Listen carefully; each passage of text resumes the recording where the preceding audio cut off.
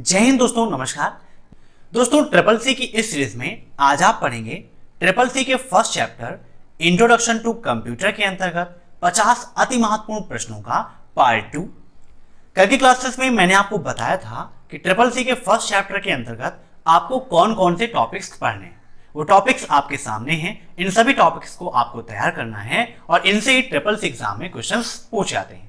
तो क्लास को स्टार्ट करने से पहले आप वीडियो को ज्यादा से ज्यादा शेयर कर दीजिए ताकि ज्यादा से ज्यादा स्टूडेंट्स मेरे साथ जुड़ सकें और आसानी से ट्रिपल सी एग्जाम को टॉप कर सकें। तो टाइम वेस्ट न करते हुए चलिए शुरू करते हैं आज की एक क्लास। दोस्तों, जैसा कि आप सभी जानते हैं, कल की क्लास में हमने 25 क्वेश्चंस डिस्कस किए थे। उससे आगे आज हम डिस्कस करेंगे। हर क्वेश्चन के लिए 3 सेकंड की टाइमिंग होगी। इस 3 सेकंड की टाइमिंग में आपको कमेंट बॉक्स में आंसर्स देना है और वीडियो की लास्ट में आपको बताना है कि आपके कितने क्वेश्चन सही हुए। पहला क्वेश्चन आपके सामने है, प्रिंटेड टेक्स्ट को इनपुट करने के लिए निम्न में से किसका उपयोग करते हैं या किसका उपयोग हो सकता है। आपके ऑप्शंस हैं OCR, OMR, MICR and NOTA, अर्थात इनमें से कोई नहीं। तो इसका राइट आंसर होगा ऑप्शन फर्स्ट OCR। ठीक है, OCR ऑप्टिकल कैरेक्टर रिकॉग्निशन भी इसे कहते हैं हम। ऐसे ही OMR के बारे में आप सभी जानते हैं। OMR क्या होता है? आप बहुत सारे एग्जाम्स देने जाते हैं, वहां पर आपको OMR सीट दी जाती है जिसमें आप आंसर्स को फिल करते हैं। MICR क्या है? इसके बारे में भी एग्जाम में पूछा जाता है। MICR का उपयोग कहां होता है? यह क्वेश्चन भी आपके एग्जाम में पूछा जाता है। इससे संबंधित यह क्वेश्चन पूछा जाता है कि बैंक में चेक व ड्राफ्ट में निम्न में से किसका उपयोग किया जाता है। तो बैंक में जो चेक्स मिलती हैं, जो ड्राफ्ट होते हैं, उसमें MICR का उपयोग किया जाता है। जब भी आप वीडियो को देखिए, साथ में एक नोटबुक और पेन जरूर रखिए ताकि जो भी पॉइंट्स मैं आपको अलग से बताता हूं उनको आप नोट करते रहिए ताकि रिवीजन करने में आपको कोई भी दिक्कत ना हो। अब देखते हैं नेक्स्ट क्वेश्चन। OpenOffice.org किस प्रकार का सॉफ्टवेयर है? बताइए। काफी सिंपल सा क्वेश्चन है, फटाफट आंसर दीजिए। तो इसका राइट आंसर होगा option third, open source software. ठीक है, यह एक ओपन सोर्स सॉफ्टवेयर होता है। 2 प्रकार के सॉफ्टवेयर आपको मिलते हैं। एक है आपका क्लोज सोर्स सॉफ्टवेयर और दूसरा है आपका open source software. Open source software वह सॉफ्टवेयर होते हैं जो बिल्कुल फ्री होते हैं, अर्थात जिनका उपयोग करने के लिए हमें लाइसेंस नहीं लेना पड़ता है। मींस उस कंपनी को हमें कोई भी पेमेंट पेड नहीं करनी पड़ती है। और सबसे अच्छी खासियत यह भी है इसकी कि इसके साथ में हमें सॉफ्टवेयर से संबंधित सोर्स कोड भी मिलता है। अगर आपको प्रोग्रामिंग लैंग्वेज आती है तो उस सोर्स कोड में चेंजिंग करके आप उसे अपने अनुरूप बना सकते हैं। और अगर आपको कंप्यूटर प्रोग्रामिंग नहीं आती है तो उसके लिए हमारा दूसरा चैनल है प्रोग्रामिंग ट्यूटोरियल, जिसकी लिंक मैंने वीडियो के नीचे दे रखी है। वहां से आप कंप्यूटर प्रोग्रामिंग भी सीख सकते हैं। इसके जस्ट अपोजिट होता है क्लोज सोर्स सॉफ्टवेयर। मींस ऐसे सॉफ्टवेयर जिनका उपयोग करने के लिए हमें लाइसेंस की आवश्यकता होती है, अर्थात कंपनी को पेमेंट करना पड़ता है, वह होते हैं क्लोज सोर्स सॉफ्टवेयर, जैसे आपका MS ऑफिस। ठीक है, क्लोज सोर्स सॉफ्टवेयर के साथ में हमें कोई भी सोर्स कोड नहीं मिलता है। मींस जैसे हमें मिल गया वैसे ही हम उसका उपयोग कर सकते हैं, उसमें कोई भी चेंजिंग हम नहीं कर सकते। अब देखते हैं नेक्स्ट क्वेश्चन। USB ड्राइव किस प्रकार का स्टोरेज है? बताइए। आप में से बहुत सारे लोग USB का उपयोग करते हैं, तो USB कैसी स्टोरेज है? प्राइमरी, सेकेंडरी, बताइए कौन सी है? जब मैंने आपको मेमोरी पढ़ाया था तो काफी एक्सप्लेन करके इन सभी चीजों को बताया था। अगर आपने उन वीडियो को नहीं देखा है तो डिस्क्रिप्शन में उसके लिंक दी है, आप वहां से देख सकते हैं। इसके अलावा चैनल को विजिट कीजिए, वहां पर triple C new syllabus complete course in Hindi की प्लेलिस्ट मिल जाएगी। वहां पर ट्रिपल सी के सभी चैप्टर्स के वीडियोस आपको मिल जाएंगे। तो इसका राइट आंसर होगा ऑप्शन सेकेंड, सेकेंडरी मेमोरी। ठीक है, अब नेक्स्ट, 8 बिट के समूह को क्या कहते हैं? मींस 8 बिट किसके बराबर होता है? बताइए। काफी सिंपल सा क्वेश्चन है और ट्रिपल सी एग्जाम के लिए बहुत ही ज्यादा इंपॉर्टेंट क्वेश्चन है। अक्सर एग्जाम में पूछा जाता है और इसका राइट आंसर होगा बाइट। मींस 8 बिट मिलकर 1 बाइट बनते हैं। कभी कभी ये पूछता है कि 1 बाइट में कितने बिट होते हैं और कभी ये पूछता है 1 बिट में कितने बाइट होते हैं। ठीक है, तो नोट कर लीजिएगा। अब देखते हैं नेक्स्ट क्वेश्चन। यूनिमैक कंप्यूटर को माइक्रोसॉफ्ट कंपनी द्वारा डेवलप किया गया। बताइए, ट्रू या फॉल्स? ट्रू एंड फॉल्स के भी काफी क्वेश्चंस आपके एग्जाम में आ जाते हैं। तो यह बिल्कुल आपका फॉल्स है, ऑप्शन सेकेंड इज राइट। ठीक है, दोस्तों वीडियो के नीचे डिस्क्रिप्शन में मैंने 2000 क्वेश्चंस की लिंक दी है। अगर आप ट्रिपल सी एग्जाम को टॉप करना चाहते हैं तो उस पीडीएफ को आप जरूर डाउनलोड कीजिए। वहां से आपको ट्रिपल सी एग्जाम के लिए 2000 क्वेश्चंस, लिब्रे ऑफिस की शॉर्टकट कीज, सभी फुल फॉर्म्स, यूनिक्स लाइनक्स की कमांड, ये सब कुछ आपको उसमें मिल जाएगा, जिससे आप अच्छे से तैयारी कर सकते हो। अब नेक्स्ट, निम्न में से कौन सा इनपुट और आउटपुट डिवाइस दोनों है, बताइए। मीन्स जो इनपुट भी है और आउटपुट भी है। तो इसका राइट आंसर होगा ऑप्शन थर्ड, मॉडम। ठीक है। अब दोस्तों इसमें कौन सा इनपुट है और कौन सा आउटपुट है ये आपको बताना है। प्रिंटर आपका क्या है, आउटपुट डिवाइस है। स्पीकर क्या है, आउटपुट डिवाइस है।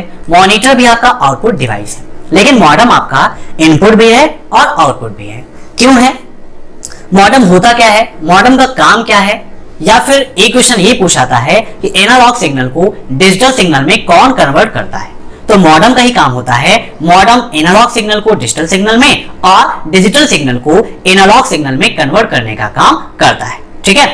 मॉडम का दूसरा नाम क्या है, तो इसको हम मॉड्यूलेटर, डीमॉड्यूलेटर भी कहते हैं। एग्जाम में क्वेश्चन में पूछाता है कि निम्न में से किसे मॉड्यूलेटर और डीमॉड्यूलेटर कहते हैं, तो राइट आंसर आपका क्या होगा, मॉडम। ठीक है, नोट कर लीजिएगा, काफी इंपॉर्टेंट है। अब देखते हैं नेक्स्ट क्वेश्चन। निम्न में से कौन एक पॉइंटिंग डिवाइस नहीं है, बताइए। यहां पे आपको बताना है कौन नहीं है। तो दोस्तों आप सभी जानते हैं कि माउस क्या है, एक पॉइंटिंग डिवाइस है। लाइट पेन भी आपका एक पॉइंटिंग डिवाइस है। जॉयस्टिक भी आपका एक पॉइंटिंग डिवाइस है। लेकिन स्कैनर आपका पॉइंटिंग डिवाइस नहीं है, यह आपका एक इनपुट डिवाइस है। ठीक है, नोट कर लीजिएगा। तो यहां से दो क्वेश्चंस हो जाते हैं, कौन कौन पॉइंटिंग डिवाइस हैं। तो माउस, लाइट पेन, जॉयस्टिक ये सभी पॉइंटिंग है, स्कैनर आपका पॉइंटिंग नहीं है। अब नेक्स्ट, कलर मॉनिटर अधिकतम कितने रंगों में डिस्प्ले प्रदर्शित करता है, बताइए। काफी इंपॉर्टेंट क्वेश्चन है आपका ये। दोस्तों कलर मॉनिटर आपका मैक्सिमम 256 कैरेक्टर्स में, 256 कलर्स में डिस्प्ले प्रदर्शित कर सकता है। तो ऑप्शन फोर्थ इज राइट। अब नेक्स्ट, पेन ड्राइव में डाटा कितने वर्षों तक सुरक्षित रहता है, बताइए। कितने वर्षों तक रहता है, काफी सिंपल सा क्वेश्चन है। ऑप्शन फोर्थ इज राइट, 10 वर्षों तक इसमें डाटा सुरक्षित रहता है। अब नेक्स्ट, मॉनिटर की गुणवत्ता की पहचान किससे की जाती है। मीन्स मॉनिटर की क्वालिटी कितनी अच्छी है, कैसी है, इसकी पहचान करने के लिए हम डॉट पिच, रिफ्रेश रेट और रेजोल्यूशन इन तीनों का उपयोग करते हैं। तो राइट आंसर क्या होगा इसका, उपरोक्त सभी। ठीक है। अब नेक्स्ट, माइक्रो प्रोसेसर का आविष्कार कब हुआ, बताइए। ट्रिपल सी एग्जाम के लिए काफी इंपॉर्टेंट क्वेश्चन है ये। तो माइक्रो प्रोसेसर का आविष्कार हुआ 1970 में। नोट कर लीजिएगा, 1970 में माइक्रो प्रोसेसर का आविष्कार हुआ था। दोस्तों माइक्रो प्रोसेसर का आविष्कार जब नहीं हुआ था तो कंप्यूटर के आकार काफी बड़े होते थे। लेकिन जब से माइक्रो प्रोसेसर का उपयोग होने लगा तब से कंप्यूटर के आकार में काफी कमी आ गई, अर्थात छोटे आकार के कंप्यूटर मिलने लगे। माइक्रो प्रोसेसर का आविष्कार किस कंपनी ने किया था, यह क्वेश्चन भी आपके एग्जाम में आता है। और पहला माइक्रो प्रोसेसर कौन सा है, यह क्वेश्चन भी ट्रिपल सी एग्जाम में काफी पूछा आता है। तो जब आपसे पूछता है कि पहला माइक्रो प्रोसेसर कौन सा है, तो आपको बताना है इंटेल 4004। ठीक है, इंटेल 4004। और आपसे पूछता है किस कंपनी ने डेवलप किया, तो इंटेल नामक कंपनी ने पहला माइक्रो प्रोसेसर इंटेल 4004 का निर्माण किया था। ठीक है। अब next, RD RAM stand for. RAM का फुल फॉर्म क्या होता है, ये भी एग्जाम में पूछा था है, लेकिन यहां पर आरडी रैम के बारे में पूछा गया है। रैम का फुल फॉर्म होता है रैंडम एक्सेस मेमोरी। क्या होता है, रैंडम एक्सेस मेमोरी। रैम कितनी प्रकार की होती हैं, तो दो प्रकार की होती हैं। कौन सी होती है, एक होती है आपकी डी रैम और दूसरी होती है आपकी एस रैम। नोट कर लीजिएगा, डी रैम और एस रैम। डी रैम का फुल फॉर्म क्या होता है, बताइए। तो डी रैम का फुल फॉर्म होता है डायनेमिक रैम और ऐसे ही एस रैम का फुल फॉर्म होता है स्टैटिक रैम। अब यहां पर पूछा गया है आरडी रैम।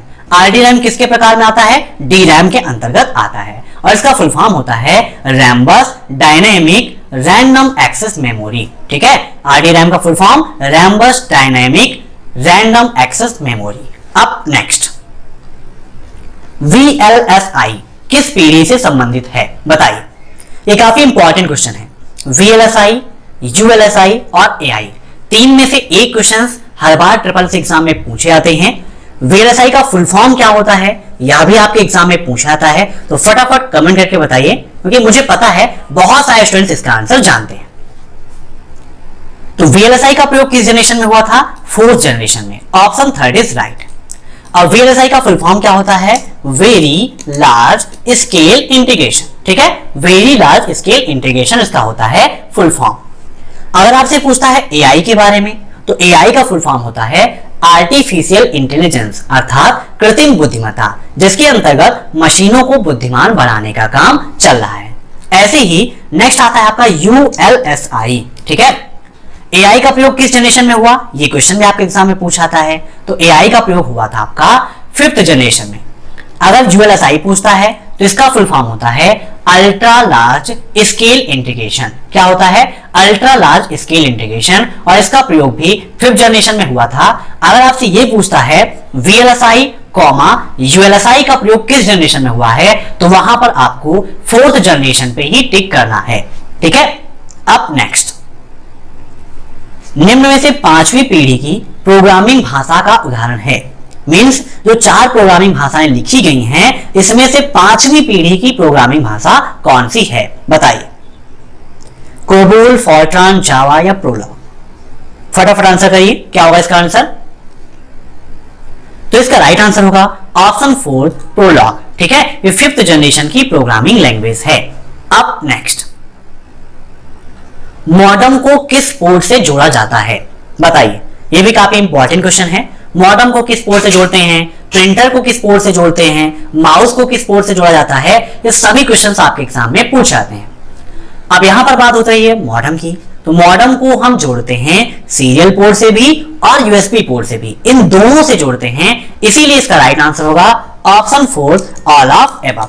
ठीक है, मींस ये सब आपके सही हैं, तो ऑल ऑफ एबव आपका राइट आंसर हो जाएगा। ठीक है, अब देखते हैं हम नेक्स्ट क्वेश्चन।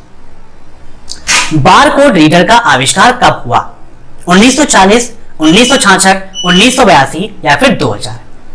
बारकोड रीडर क्या करता है? यह बारकोड को पढ़ने का काम करता है। बारकोड्स क्या होते हैं आप सभी जानते हैं। आपने बहुत सारे प्रोडक्ट्स देखे होंगे, लगभग सभी प्रोडक्ट्स आप देखते हैं उसमें बारकोड बना होता है। बारकोड क्या होती हैं? काली चौड़ी पट्टियां होती हैं। ठीक है, काले रंग की चौड़ी चौड़ी पट्टियां होती हैं। अब आप ये कहेंगे सर कैसे पहचानते हैं, कैसे पढ़ते हैं कि उस प्रोडक्ट के बारे में जानकारी है? सब में काली चौड़ी पट्टियां होती हैं। तो दोस्तों अगर आपने ध्यान से देखा हो तो जो चौड़ी पट्टियां हैं उनके बीच में स्पेसिंग होती है, और जो स्पेसिंग होती है उन्हीं में सूचनाएं भरी जाती हैं। ठीक है, तो उसको स्कैन करा के उस प्रोडक्ट से संबंधित सारी जानकारी मिल जाती है। और बारकोड रीडर का आविष्कार हुआ था 1940 में। ठीक है, कब हुआ था? 1940 में। किसने किया था? जोसेफ वुडलैंड ने। ठीक है, अब नेक्स्ट, डी रैम कितनी प्रकार की होती है? बताइए। डी रैम, डी रैम का फुल फॉर्म डायनेमिक रैम, और कितने प्रकार की होती है ये आपको बताना है। फटाफट कमेंट करिए, और कमेंट करके जल्दी से इसका आंसर दीजिए। तब तक देखते हैं हम नेक्स्ट क्वेश्चन। निम्न में से कौन सा सुपर कंप्यूटर का उदाहरण है? बताइए। सुपर कंप्यूटर क्या होते हैं, कैसे होते हैं, ये मैंने आपको तब बताया था जब ट्रिपल सी के चैप्टर्स कंप्लीट करवाए थे। ठीक है, अगर आपने उन वीडियोस को नहीं देखा है तो जरूर देखिएगा। इसका राइट आंसर क्या होगा आपका? क्रे 2। ठीक है, क्रे 2 आपका सुपर कंप्यूटर है, बाकी ये सभी सुपर कंप्यूटर्स नहीं है। अब नेक्स्ट, 8 इंच फ्लॉपी की क्षमता कितनी होती है? बताइए। 8 इंच की फ्लॉपी डिस्क है तो उसकी क्षमता कितनी होगी? तो इसका राइट आंसर होगा ऑप्शन सेकेंड 1.44 KB। ठीक है, अब नेक्स्ट, सिस्टम को बूट करने से संबंधित निर्देश किसमें संग्रहित होते हैं? मींस आपका सिस्टम है उसे बूट करना है, तो उससे संबंधित जो कमांड्स होती हैं, जो इंस्ट्रक्शंस होते हैं, वो कहां पर स्टोर होते हैं? रैम में, बायोस में, सीपीयू में या रजिस्टर में? बताइए। बायोस क्या होता है, पोस्ट क्या है, ये सब काफी इंपॉर्टेंट है ट्रिपल सी एग्जाम के लिए। तो यहां पर इन सभी के फुल फॉर्म से एक बार देख लेते हैं। रैम का फुल फॉर्म मैंने बताया कई बार आपको, रैंडम एक्सेस मेमोरी। बायोस का फुल फॉर्म होता है बेसिक इनपुट आउटपुट सिस्टम। क्या होता है?